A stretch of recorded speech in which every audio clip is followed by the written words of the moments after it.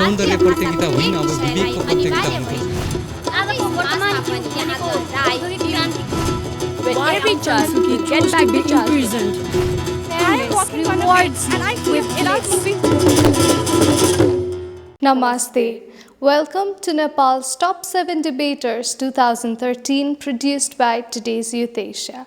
This is the final round in the English category of bachelor's level. The topic for today's debate is Nepal should focus on Asia for economic prospects rather than relying on the West. Let me now introduce our panel of judges for today's final round. Our first judge is Mr. Santosh Shah. He is the president of today's Youth Asia. Our second judge is Ms. Amanda Jacobsen. She is the Regional Refugee Coordinator at the U.S. Embassy in Kathmandu. Our third judge is Mr. Adam Levene. He is the Deputy Chief of Mission at the Embassy of Israel in Nepal. Our finalists in the bachelor's level English category are Smarika of St. Xavier's College and Pratistha Paneru of Prime Chartered Accountancy. Congratulations to both the finalists for making it to the final round in this national debate competition. May I call up our first debater, Smarika to speak for the motion. The larger benefits to the country's economy is the most important thing for us to understand while debating about this topic. My first argument is that Nepal gets more incentives if it focuses on Asia, as Asia's economy is booming. Nepal is in between India and China, two of the fastest growing economies in the world. This is a great location for Nepal to explore its potentials in terms of economic prospects and economic cooperation. According to the World Bank, China may become the largest economy in the world sometime between 2020 and 2030, followed by India as the second largest economy in the world shortly after that. Over the years, with large trade surpluses and rapid economic growth, Asia has accumulated over $4 trillion of foreign exchange reserves, which is more than half of the world's total. Additionally, Asia has surpassed North America in amount of billionaires. In the year 2012, more than 40% of billionaires came from Asia. As we see, Asia's economy is flourishing day by day. The International Monetary Fund has recently said that Asia's economy, aided by increased domestic demand, is likely to grow at 5.75% this year. Isn't this a good thing for Nepal to focus more on Asia? Of course it is. Whereas the West has seen problems such as recession and economic crisis of late. The European Union has seen problems of sovereign debt issues. Greece, Italy, and Ireland have seen some serious economic problems in the recent times, along with the United States of America. My question to the opponent is that, why should Nepal still rely on foreign aid and uncertain economies of the West if countries with booming economy in Asia have more surpluses, which means it's more beneficial to Nepal in terms of tax, tariff, and privileges for short-term as well as long-term economic prosperity. My second argument is that the geographical proximity and similarity of socio-cultural aspects can do wonders for Nepali economy. Nepal can relate and cater to the needs of Asian people and vice versa. Whereas we haven't had so much of Western exposure, the Pakistani trade fairs in Kathmandu in the year 2010, 11, and 12 have done so great, all because of the similarities between the two nations. Trading in Asia can also be cost-effective for Nepal. For instance, Nepal, China, and India are connected via road. This means easy access with goods and services with lesser problems in transportation and transit. We can also take an example of Malaysia, which has done so well in halal trades with its neighboring countries, amounting to $11.57 billion in the year 2011. Currently, it's also promoting its tourism packages in Asian countries, especially in the Gulf countries. We can also take example of Dubai, which has been a hub of Islamic trade in the Middle East Asia. Now, moving on to my third argument, that is for sustainability reasons that can lead to long-term social and economic stability. Like the ASEAN, Association of Southeast Asian Nations, is connecting within to become a productive community as a whole in Asia. Nepal can also connect well to its neighboring countries. Connectivity as in with roadways and railways, and also software connectivity, such as efficient cross-border movements of goods and capital. Example, the single window project of ASEAN with its territory countries.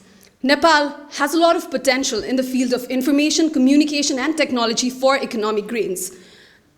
Now, the other thing is that the overall energy need for Southeast Asia is likely to be 3 times more than that of today in the next 10 to 15 years. The Nepal Electricity Authority has opened up its markets for private foreign investors, like Bhutan has been exporting large proportions of its electricity to India.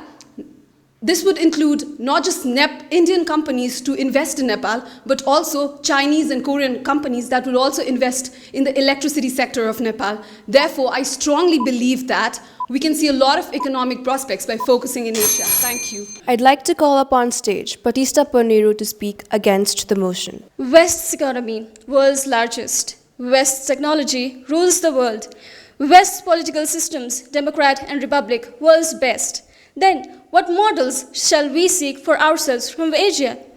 Contrary to what my opponent just said, I believe that Nepal should definitely focus on the West to hit the bullseye in materializing our economic prospects. There is no debate that Nepal is one of the least developed countries, and there are numerous areas and ideas where it cannot generate funds of its own and it has to rely on foreign investments. Asian countries are developing countries. They are still exploring themselves and are focused on finding investments to back up their own growth. On the other hand, Western economies have already been to the peak, explored all their assets, and they're searching for ideas and countries to invest.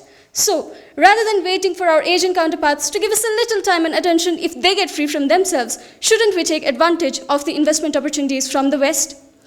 As important as it is to rely on the Western economies for industrial revolution, West is a phenomenon at present and a possibility in future to explore our trade options and alternatives.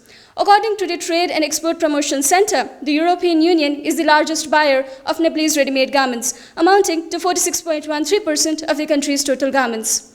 It is the Western economy that provides concession and duty-free derogation facilities to least developed countries like us so that our trade can flourish. It is the Western economy that constitutes the major portion of our bilateral donors, with 3 out of top 5 being Western economies. It is the Western economy, my dear opponent, that has given us dedicated servers of Google and YouTube, and so we have been able to explore our economic prospects of even the virtual world. Be it the Microsoft Innovation Center established by US in Nepal, or the Italian company Telasonera changing the face of Nepalese telecommunications sector, West has always addressed our technological wants.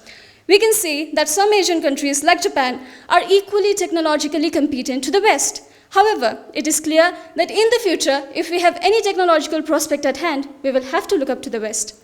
And another prospect in education could be retaining the students that go abroad in lieu of international degrees, and here producing manpower that is able to generate revenue at any global platform. Well, West has given us this opportunity. There are California University-affiliated colleges, Cambridge University-affiliated colleges in Nepal, but why haven't we heard of Osaka University-affiliated or Beijing University-affiliated colleges yet?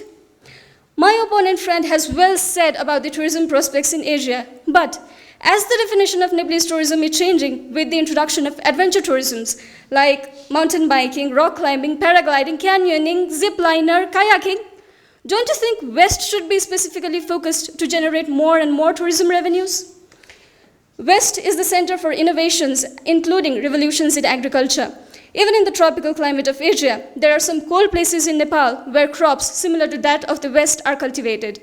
The plants of Mediterranean climate or even the Alps climate can be cultivated even in Nepal with the help of Western technology. Goat cheese farms in Kavre or olive fields could be the examples. This would be a fantastic opportunity for Nepal to commercialize its agro sector. If we take a list of the 185 INGOs working with Social Welfare Council in Nepal, we find that 89% of the INGOs are funded by the West. So it is clear that West is and will be dedicated in maintaining sustainable rural development and entrepreneurial dynamism in our country, which are indeed the cruxes for achieving a stable economy. Thus, focusing on Asia is a necessity, but given the present economic condition of our country, I believe relying on the West is the priority. Thank you. The opponent has been wrong in principle. Asian markets do not just rely on the West. This is an era of Asian consumption-led global growth. Asia's dependency on the US and the EU has been reduced since the last 10 years as Asia's economy has been rising, particularly that of the China. How can we ignore the fact that Asia now rivals with the West in terms of global economy and trade influence worldwide? The other thing is that the slowdown of global demand has made a lot of Asian countries to look inwards, resulting in a rise of consumption and rise in income levels in Asian countries. We can take example of China. As wage has risen up in China, many Chinese companies have opened up factories in Vietnam and Cambodia, giving more facilities in these countries and also providing them with better paying jobs. So as railways develop between China and Nepal, we can have more enterprises of Chinese company opened up in Nepal, which can be beneficial to Nepal. Thank you. I think my opponent did not quite take the topic. We are not talking about should Asia, should China, should India focus on West, but we are talking if Nepal should focus on the West, where from peace to politics to economics, everywhere, Nepal is dependent on the West, and I don't see the influence going down anywhere. And our big donors, neighboring donors, on which my opponent friend has so much believed, one of the donors has imposed economic blockade on Nepal not once but twice in 1862 and 1889, and not because of economic reasons but because of personal reasons. And India and China, on whom my opponent friend says that they are the biggest donors of Nepal, yes, they have helped develop our nation, but they have also used aid as a strategic weapon and made our country a playground to fulfill their own national interests. Thank you. Smarika and Pratistha, you guys have done better in the past, let me tell you. Both of you are low on energy today. You both are nervous. And you've got to the finals with a lot of confidence, with a lot of vigor, and better argumentations and contents than today. So I hope after the break you pick up on that. You both have done good research. There's no doubt about that. However, your topic suggests that an umbrella research is not going to help. You have to get deep down into the data specifics, as what are the economic zones and products. What are we discussing about when we are talking about the economic growth? What in specific? Just having some university affiliations or hopes that India and China will rise someday and we will benefit out of it is not going to help here in this argumentation. What are the exports and imports that Nepal is benefiting from or can benefit from? The foreign direct investments have to come into the picture when you're going to debate this topic. You have to compare the East and the West. When you argue, one cannot be just siding the Asia and another cannot be siding the West independently. Pratistha, when in a 1 minute rebuttal, when you discuss about one of the blocking countries' economic transaction twice, you have to mention the name. It was India. I thought it would be offensive. That is why I just... You're debating, you can be offensive. That's allowed. And what is the personal ground? When you discuss economy, if you're discussing cultural affairs, then you can be vague. But when you discuss economy, you have to be very specific. Good luck, and you still have one more round. I hope you pick up on your originality that you have performed in the past. Thank you. So congratulations to both of you. I can tell you've put a lot of effort into your research and presentation today. You were both very confident, which is... As a spectator, it's good to see that. Both of you, I recommend you slow down. I can tell you're nervous, but you're just slow down. Sometimes your hand movements got very distracting, so I started looking at your hands instead of listening to what you had to say. So maybe use it more strategically. I can tell you've done a lot of research on your various perspectives. I agree with Santosh. Be careful with your argumentation. Be more specific. And when you give examples, make sure you cite your statistics. If you're saying the economy increased by 12%, you need, I believe, Smarika a few times cited hers with the IMF, but not with every statistic. So be consistent with that, because then your audience will have more confidence in what you have to say. Smarika, you had a very good structured argument. It was easy to follow, especially with number 1 and number 3. After cultural similarities in the middle, I feel like the end of your argument started going into other areas. It didn't stay with cultural similarities. Pratistha, I like how you started your argumentation with the repetition of the West. It caught your spectators' attention, and you gave good examples, especially related to innovation. But excellent job. Thank you. I think you both did a very good job. You were both a bit nervous. You both spoke a bit fast. Smarika, you spoke more clearly. You spoke a little bit too fast, a little bit unclear. But when it comes to the arguments itself, I actually preferred Pratistha's arguments. Because at the end of the day, what I felt with Smarika is that you spoke about what's good in Asia, what's important in Asia, but you didn't say enough about where Nepal actually fits in. What does Nepal do in order to gain by putting more economic prospects into Asia? Whereas in Pratistha's arguments, there was actually a lot more there about where actually Nepal stands, which I found was more impressive.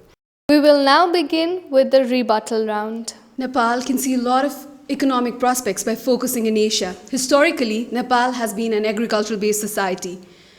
More than 75% of its population is still dependent on agriculture. The country's GDP is dependent on agriculture for more than 40%.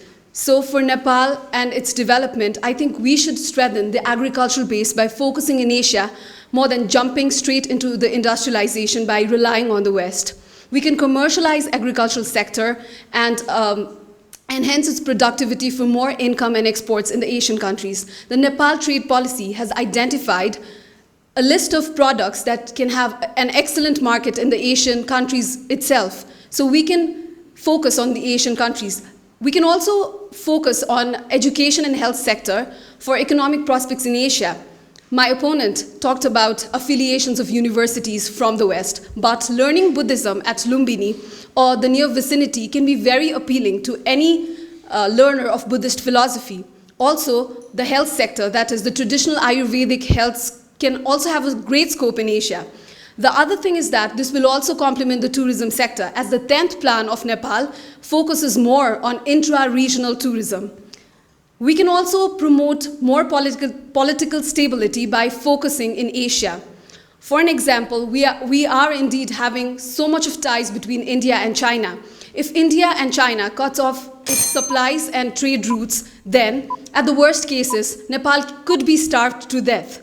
One evident example was in the year 1989, when we had trade disputes in India. At that time, our GDP had a negative growth. So this is evident, my dear friends. Therefore, for economic growth, I think we should definitely focus more on Asia. Thank you. It was January 2003 when an ailing Rashtriya Banijya Bank was handed over to the foreign management, led by US personnels. And today, RBB has reduced its non-performing assets from 65% to less than 6%.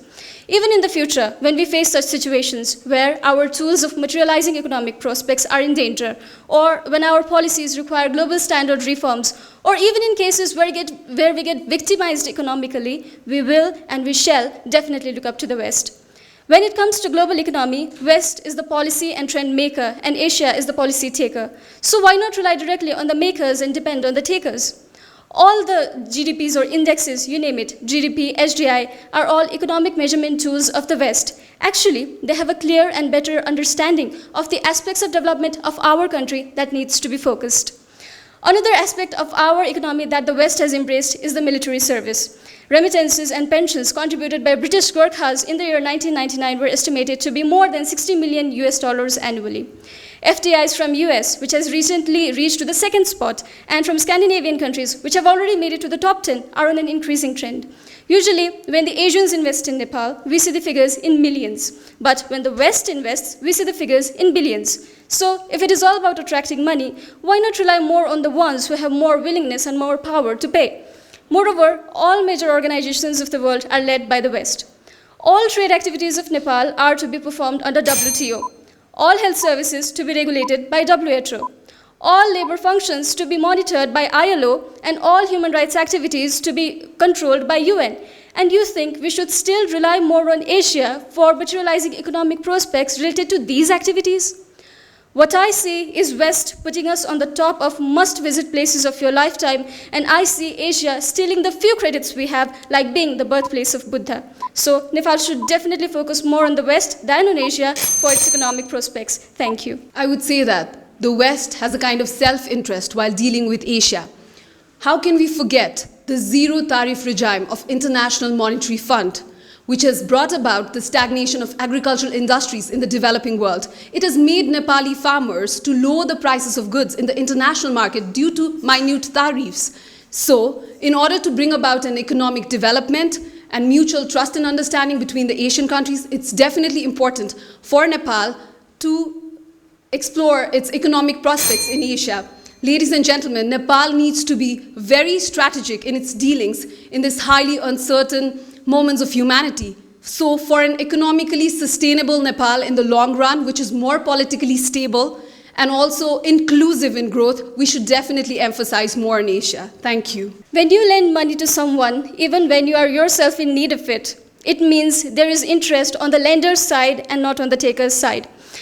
My answer to my opponent's statement that West has an interest when it invests in Nepal is the Panchmeshwar Dam project, which could be a very good example where it shows that the investment in Nepal by the Asian countries has more interest on the part of those countries because they are still searching for investments themselves. They are still in search of opportunities for themselves.